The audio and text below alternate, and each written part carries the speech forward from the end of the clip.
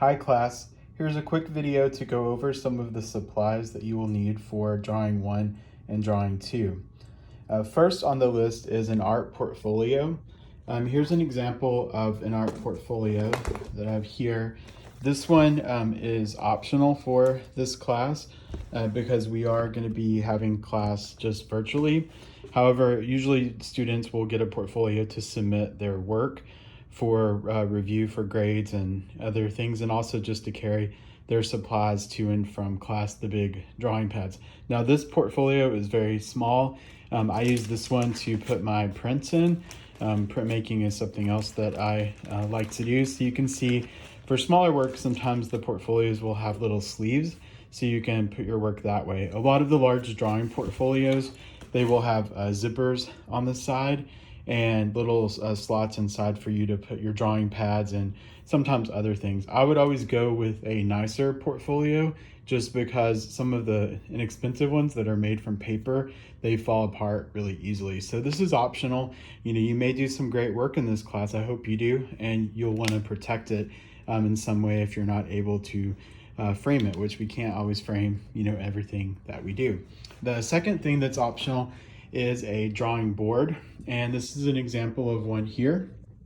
Now this is one that you will see at most of the art stores, and they're pretty expensive, but notice this is just MDF board, which is a particle board, and you can find that at most hardware stores. So if you go to Home Depot or Lowe's, they usually will have an aisle of just wood, and you can find actually 24 by 24 inch or 2 by 2 feet pieces of MDF board that are pre-cut, and usually they're under $5.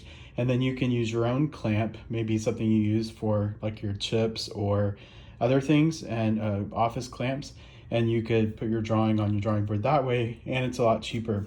If you notice, I had this on this little table easel. I know not everyone has one of these. They are, it depends where you get it. Some are expensive and some are not. I don't normally use this. I tend to put my drawing board in my lap and then lean it against the table, like while I'm sitting in a chair, and work that way. You never want to work with your drawing flat on the ground unless maybe it's a certain assignment that you need to work flat because you're using a ruler or a liquid medium. But most of the time we like to have our drawing or our canvas up at an angle so that we are looking at it and we're not distorting the proportions. So one thing that can help that, and what we would use if we were in class, would be a easel. And this is a table one, and you put it at the table and you can adjust it. And what I like about this one is it even has little pockets here, or little drawers that you can put some of your drawing materials and paints or things in, and it has legs underneath it that can make it actually stand up if I wanted to travel with it or do something else with it. So it's kind of nice to have that sometimes, and I tend to use this when I'm doing demos so that it can record better as well. Now the toolbox, that is something that you can get, like toolboxes, tackle boxes, there's art bins you can find, whatever you want to put your stuff in. I've been using, at home I tend to use a lot of these little bags, but for things I actually have to carry with me, like to and from the college, I tend to use like the harder tackle boxes and things like that. But you can find like little bags for your pencils and charcoals and erasers, like this one. And then these I like to use for my pens and markers. You can find them at most of the craft stores and even at grocery stores and places like Walmart and Target. Here's a really big one that I put several markers in. See if I can open it. Sorry, I'm having to use one hand to hold the camera and one to move this stuff around. So you can see I have a lot of my ink pens and gel pens and things in here that I like to use as well. So these are kind of great. So if you don't have them, you may not have to store things like in a tackle box at home unless you want to, but these little handy bags make things easy to store, and you're not toting them back and forth, so it's okay for them to be softer, made of softer material. The blending stumps, I do believe I have some of those here. These are little rolled up pieces of paper. They're actually called Tortillions. They're used to blend charcoal and graphite. So if you want some of those, you can get those. I'll show you some other techniques for blending in the class if you prefer to use your fingers or other pieces of paper or things that you can use.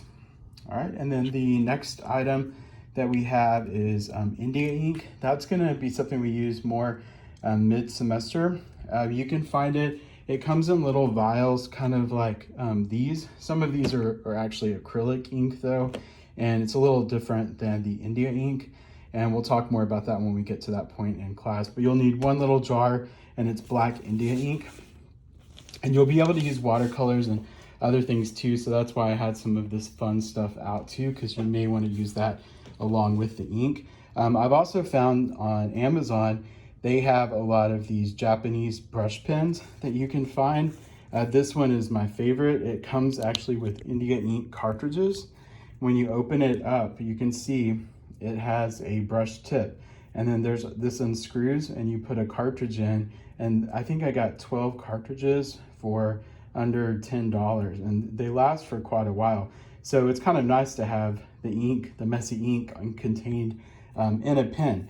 And you can see I have some other ones. These were different values, and also that you can find it in other colors as well. But they can get pricey. All these little pens, the more and more you get, the more expensive it gets as well. So we will need India ink at one point in the class. The charcoal comes in two categories, what we call willow charcoal. And willow charcoal is made from tree branches, and a lot of times willow branches, that's why it's called willow. And it comes in all these different little twig sizes because it is twigs. So there's no binder in this, and that lets it work as a good material for preliminary drawings that we want to erase, but also to help us get lighter values. Now, the compressed charcoal is a bar, and I keep those. Usually they come in packages that aren't resealable, so I usually find like a little cardboard box of some kind or a plastic container that I'll put the compressed charcoal in, and it comes in these bars. And so it's ground up burned wood that is then mixed with a binder and pressed into a form to hold its shape. So sometimes you'll find smaller versions of it. You'll even see some that say soft and hard. I prefer the softer one because it blends a little bit easier. And if I want, harsher lines for detail, I can use a charcoal pencil. So I prefer the softer compressed charcoal. Now we will use a lot of the willow charcoal because it goes really fast because it's so lightweight. But the compressed charcoal goes quite a while, so you probably won't need very much of it. Just a couple of bars will probably be able to get you throughout the semester. Now, for Conte, I have, I think, a couple of pieces of Conte here. Conte is a earth tone pastel that's a little denser than most chalk pastels. I think it also has some wax in it, but this is a piece of white Conte, but you'll also see it come in different neutral colors, different browns that that some artists prefer to use that. You can hear my dogs barking, I apologize for that. And then the chalk pastels, this is a large set I got on Amazon. Let me open it up. You can see it's got quite a few colors, and you can see it's really small sticks. Now with pastels, I think a good set of 12 different colors would probably be fine for this class. We're gonna do some color, but not a lot. But for the pastels, I also prefer a softer pastel. And you can actually find pastel pencils now if you wanted to look for those. They're different than a color pencil. Color pencils have wax. The chalk pastel pencils actually have this material, but in a pencil. But I tend to get pretty good details with just these, and you just have to be careful. And I'll be showing you how to use all of these materials throughout the class. So for the chalk pastels, it'll be a few weeks into the class that we'll start using those. So a package of 12 or more colors would be fine. But this was pretty inexpensive, I think, and it has 64 different colors. And I of course, look at the ratings and things on Amazon to make sure I get a good quality product. And then let's see, the charcoal pencils. I have several of those. Now, one thing that I see students do a lot is they confuse charcoal for graphite pencils. So with charcoal, it has the burned wood inside of it, and then there's pencils that they put it in, and you could see it's filled with the charcoal, and it also says it on the pencil. So I like to have these to do details, and it also comes in different hard and soft versions of it. But I really think just a harder one would be fine. And they even make one that says charcoal white. It's really just chalk, and it has white in it. So you can use that for highlights, like really bright highlights, maybe brighter than your paper. I don't use it a lot, just for those really brilliant highlights. And I'll show you how to use all this again throughout the semester. So that would be the charcoal pencil. And then I have on the list optional jumbo charcoal. I can't remember if I mentioned it or not, but you can find really big pieces of charcoal. Some students just like to work with the bigger pieces, especially when we get to toning our paper later in the class. And then a pencil sharpener. Since we're not at the school, we don't have one in the classroom. So I usually have one of these little ones here at home to use. But then I also like to have, this is just like a little box cutter that you can get at the hardware store. And sometimes the wood part of the pencil doesn't really need to be sharpened, but just like the tip of the medium. And so I like to use this sometimes to sharpen it, just instead of wasting so much of the rest of the pencil. So you may try using like a razor blade or a box cutter or an X-Acto knife to sharpen your pencils too. You can also take a piece of sandpaper, and you can rub the pencil on the side of a piece of sandpaper, and that will sharpen it also. So let's see, next on the list is the pencil sharpener, the graphite pencils. You can see I have several graphite pencils here. Now, they don't always say graphite, but you can look, if you look close at this, let me see if I can get it to focus. Sorry, this is all so new. So you can see the graphite is a little more silver and shiny. And so graphite is different than charcoal. So these we'll be using for value studies as well, but you don't usually mix charcoal and graphite together. The graphite is made from carbon that's found in the ground. And so charcoal is made from burned trees, and then the graphite is found in the earth, and it's like part of the soil, but it comes in like big clumps. And so that's where pencils come from. And so these pencils have different letters and numbers, and you'll see this explained in the first lecture that I go over. But the B stands for blackness and the H stands for hardness. So these have different amounts of clay and graphite, and the more clay that they put with the graphite, the harder it is. So we have a variety of pencils so that you can shade darker or lighter depending on your pressure, but by having different soft amount of material on the inside, that will help you do that. And we'll go over that more as we go throughout the class. Now for the graphite, you use a regular eraser, but a lot of the art pencils don't come with erasers because people are pretty picky. So you can find different types of vinyl erasers that we use for pencil. And then the click stick eraser, oh yeah, I have one here. That is an eraser like this. It's kind of like a mechanical pencil, but it's an eraser. These come in so handy when you're having to erase tiny details. Erasing is a drawing process as well. So I like to use the erasers to erase like small details like in hair and other textures and things like that. So it comes in really handy. Most students say like this is their favorite tool after the class is over because they learn to do a lot of different things with it. And then these sketchbooks, I know I've already had some students ask me, why do I have to get so many different drawing pads?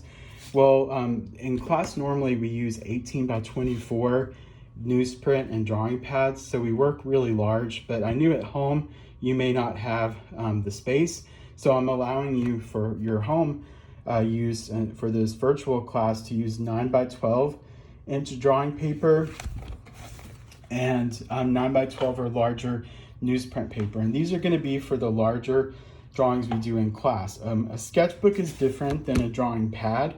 Sketchbooks are usually smaller, and this is what students do their homework in.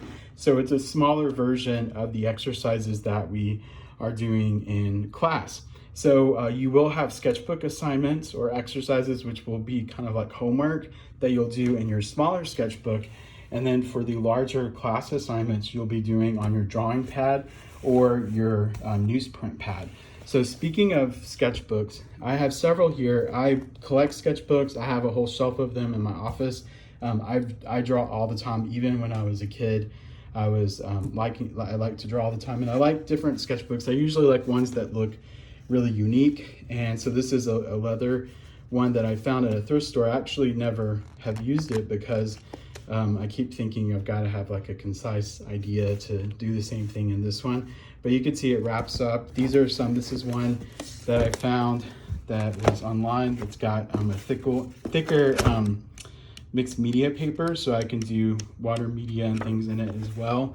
I participate in Inktober every October, where you get assigned a drawing a day. And this is a sketchbook I got from the sponsors of it that I filled up with drawings from last October. And then there are bigger sketchbooks if you want to work a little larger. This is one that I've been working on over the past few months. And I try to draw every week and even sometimes collage other paper in there. You can even find sketchbooks with different color paper, like black paper, or as you saw with this sketchbook, it has like a tan paper in it. So with sketchbooks, they're usually personal, so I don't like to tell students like an exact one that they want to get, but something 8 by 5 inches or up to 8 by 5 inches or up to like maybe 12 by 9, but nothing smaller than that. So you could technically work in your drawing pad and do both assignments on it if you want to, but the sketchbooks, to me, they're more of kind of a journey, a small, intimate kind of book. So I would keep a sketchbook and then have a pad that you can tear the paper out for your nicer drawings that we do in class. So I hope that makes sense. And then for the newsprint pad, we'll be doing our preliminary sketches on these and our practice exercises. This is what newspapers are made of. It usually comes in a big roll. But for artists, we use like recycled paper, and they make these pads. It's really cheap. Usually a pad of it is like around $5 for like the big 18 by 24. So these smaller ones, this one is 14 by 17. And yes, this is a pretty small pad, but it was really inexpensive on Amazon. So we'll be doing, whenever we're practicing our beginning exercises, they're not meant to be masterpieces. So we don't want to use really nice paper that's expensive. So we use the newsprint to do these practice exercises on. But sometimes you end up with a really beautiful drawing on those. But I don't want you to have to spend too much money using expensive paper for all of it. So newspaper is great for that. And then for your drawing pad, this is a nice brand that I usually buy called Strathmore. And you can see I try to usually get the recycled one, but this was all I could find, I think, on Amazon. I got 9 by 12. Again, you can get 9 by 12 up to 18 by 24, whatever size you have to really work at home. I prefer to make sure it says drawing, because sometimes the sketch ones, it's really thin and you really need a thick paper for some of the techniques that we're gonna do with value and pastel and color. So this also says 400 series, so the paper is like 80 pound, which means that it's nice and thick and it will really hold the medium that we're going to use. Now, since we will be working with various media in the class, people sometimes forget that there's different color paper and different types of paper. So if you have the money and you have a desire to work on different surfaces, for some of the assignments, especially the drawing 2, I may encourage you to use a different support. So you can also find drawing paper in grayscale colors. So you can see this gradates from white to darker gray and even black paper. You can also find drawing paper made just for pastels that's almost got a sandpaper texture, and you can find it in a variety of different colors, which we'll talk about when we get to color, because the color of your paper will affect how the Pastels look. And then this is another pastel one, but you can see this is all like an off-white beige kind of color paper. And then sometimes I never know what I'm gonna do, and so I like to have the ability to know that I can use different types of materials or different media in the same drawing. And so this is a larger mixed media pad, and this paper has cotton and paper pulp in it, so it works well with watercolor and dry media as well. So some students like to get this so they can use it kind of for everything. And here you can see like a silly drawing that I was doing just kind of for fun, for doodling. So paper is really important, and you want to make sure you're using the right paper so your drawings turn out, you know, as successful as you would like them to be. And then the China markers, I don't know if I have any of those here. Those may be up at the school still, but they are a waxy crayon. Oh, actually I do. I have one here. So it comes like this. It's like a waxy crayon and a pencil, and you pull that little string a little bit to sharpen the pencil or the China marker, and you pull it down, and then you unravel the paper going the opposite direction as the string, and that will make the tip sharper again. So you can use just crayons if you want to, but people like to use these for practice drawings sometimes as well. Oh, another thing I forgot to mention is you can also find woodless pencils, and so these are like graphite pencils like these over here, but these don't have wood around them, so it's just like a big stick of graphite. So if you see those and you think, well, I like that because I won't have to sharpen it, you can do that as well. And I think they have some compressed charcoal that kind of come more shaped like a pencil now too. Okay, so I think I'm almost done with the list, and then it says markers. So for markers, I'm not really particular, whatever markers you want to work with. I put Sharpies because that was in a kit we used to use at the school. So you can see I love markers. I have Sharpies, pretty much all kinds of different colors and brands, even the gel pens and things like that I like to play around with in my work. So you may find just whatever markers you want to use. There are some cool art markers you can find too. These are some paint markers that you can use on canvas or paper. This company, I've been buying a lot of their stuff just to try it out and see how it compares to some of the store brands at the local art supply stores. This is a gray set of markers, so you can see the full range of values in markers, and it's kind of fun if you wanted to do a value study with just marker. And then these are some like watercolor brushes that have a brush tip to them. So when we use markers in class, you can use them for some of the more creative drawings that we do, or you can use them for some of the preliminary sketches that we do, where I ask that you have like a fluid medium to work with. And then the spray fixative, you can use, there's a lot of different fixatives out there that are workable, where you can keep drawing. And then there's some that are like the final or finish one that puts a clear coat of varnish over your drawing so it doesn't smudge anymore. But I've also found that most hairsprays will work too. So if you, the fixatives usually you have to use outside, so make sure you read the instructions when using those so that you're safe and you stay healthy. But a lot of hairsprays, it's like a thin varnish as well. And so you may try it out on like a smaller drawing and see how it works, but you could just, you know, whatever one's on sale at the grocery store. One I like to use is called, well, now I can't think of what it's called. It's a purple bottle, Aqua Net, that's what it's called. But it's Aqua Net and it's unscented. So if you don't want like that hairspray smell in your house, you could use like the unscented Aqua Net. That works pretty good to kind of set the drawing and keep it from smudging. And then the painter's tape, I just had a roll here. So it's the blue tape. We use this to tape the edges of our paper for our nicer drawings that we're gonna do. And it will come off of the paper without tearing it like regular masking tape. So this blue painter's tape, you can get this at most dollar stores. They have a roll for $1. And then the last thing is the kneaded eraser. Now, when you buy these, they look really nice and they even almost look like a regular eraser, but then when you start to play with it, it feels like a piece of really chewy gum.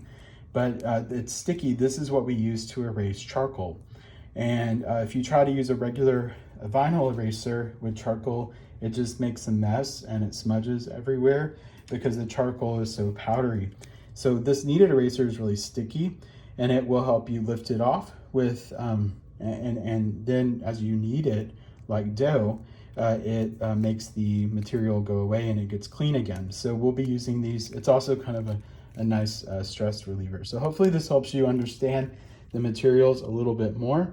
And before each assignment, I will be doing a demo, so you'll always get more information about the various media. But I did want to make a video just so you could kind of see why we needed so many different things. So I hope this helps, and I look forward to having you in class.